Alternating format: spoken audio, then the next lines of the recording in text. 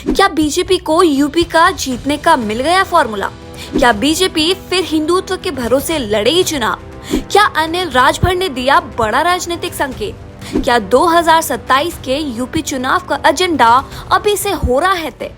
Surya case ने BJP को एक बार फिर खुलकर हिंदुत्व की पिच पर खेलने का मौका दे दिया है।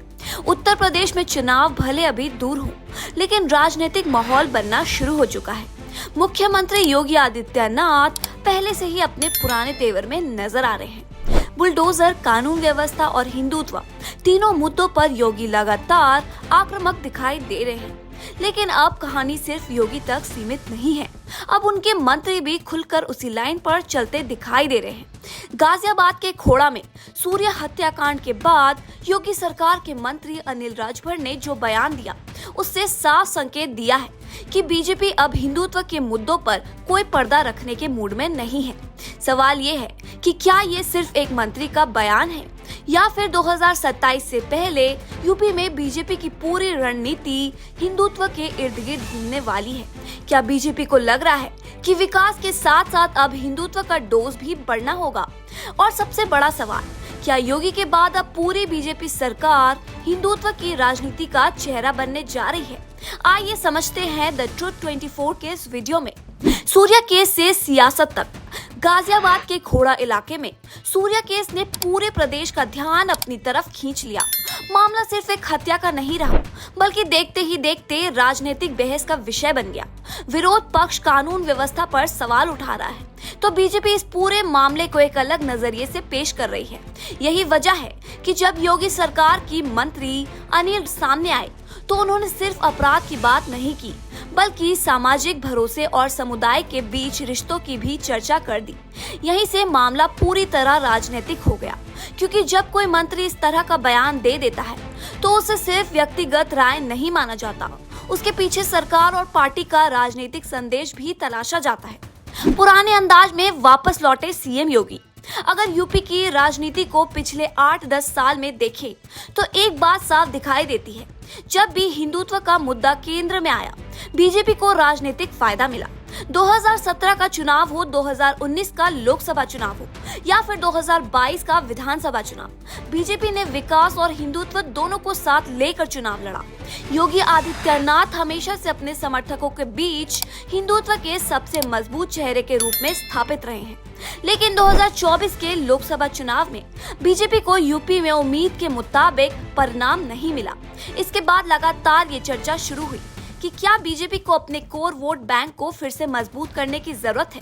अब जो बयान सामने आ रहे हैं, उन्हें इसी संदर्भ में देखा जा रहा है, क्योंकि योगी सिर्फ प्रशासनिक फैसलों से नहीं, बल्कि राजनीतिक संदेशों से भी अपना आधार मजबूत करने की कोशिश करते दिखाई दे रहे हैं। मैदान में सीएम योगी की पूरी टीम। पहले जब हिंदुत्व की बात होती थी, तो सबसे पहले योगी आदित्यनाथ का नाम सामने आता था, लेकिन अब तस्वीर बदल रही है। सरकार के दूसरे मंत्री भी खुलकर ऐसे मुद्दों पर बयान दे रहे हैं। अनिल राजभर के अब बयान इस बदलाव का संकेत माना जा रहा है। राजनीति में संदेश सिर्फ मुख्यमंत्री नहीं देते। जब अलग अलग नेता एक जैसे लाइन पर बोलने लगे, तो माना जाता है कि पार्टी का नैरेटिव तय हो चुका है। यानी अब हिंदुत्व सिर्फ योगी का व्यक्तिगत राजनीतिक ब्रांड नहीं रह गया, बल्कि बीजेपी की पूरी टीम उसी दिशा में आगे बढ़ते दिखाई दे रही है। और अगर ऐसा है, तो आने वाले समय में ऐसे बयान और ज्यादा सुनने को मिल सकते हैं। अखिलेश यादव की बढ़ सकती है मुश्किल। इस समय समाजवादी पार्टी पीडीए यानी पिछड़ा, दलित और अल्पसंख्यक गठजोड़ को मजबूत करने में जुटी हुई है।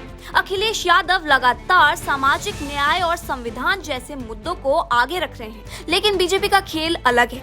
बीजेपी चाहती है कि जातियों में बनता हिंदू वोट एक बड़े राजनीतिक मंच पर एकजुट रहे। यानी इसी वजह से पार्टी अक्सर ऐसे मुद्दों को उठाती है जो भावनात्मक और पहचान की राजनीति से जुड़े हो।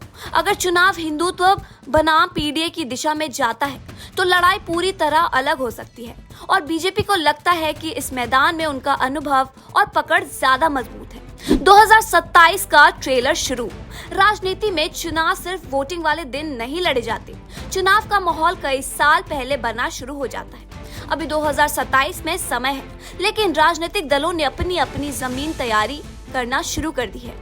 बीजेपी की तरफ से लगातार ऐसे संदेश जा रहे हैं कि पार्टी अपनी मूल विचारधारा से पीछे नहीं हटेगी। राम मंदिर बन चुका है, कंवड़ यात्रा हर साल बड़ी बड़ी होती जा रही है, धार्मिक स्थलों का विकास लगातार चर्चे में है और अब नेताओं का बयान भी उसी दिशा में दिखाई दे रहा है। इसलिए कई राजनीतिक विश्लेषक मानते हैं कि आने वाले दिनों में यूपी की राजनीति में हिंदुत्व का मुद्दा और ज्यादा प्रमुख हो सकता है। तो सवाल ये है कि क्या सूर्या सिर्फ एक आपराधिक घटना नहीं बल्कि यूपी की राजनीति का नया टर्निंग पॉइंट बनते जा रहा है? क्या बीजेपी ने 2027 के लिए हिंदुत्व का इंजन फिर से फुल स्पीड में चालू कर दिया है? क्या योगी आदित्यनाथ के बाद अब उनके मंत्री भी उसी राजनीतिक भाषा को आगे बढ़ाने की जिम्मेदारी संभाल रहे हैं? और सबसे बड़ा सवाल, क्या विरोध पक्ष के पास इस नैरेटिव कोई मजबूत जवाब है? आप सोचते हैं क्या यूपी में इस आने वाले चुनाव विकास पर लड़े जाएंगे या फिर हिंदुत्व का एक बार फिर सबसे बड़ा मुद्दा बनेगा? कमेंट करके अपनी राय जरूर बताइएगा।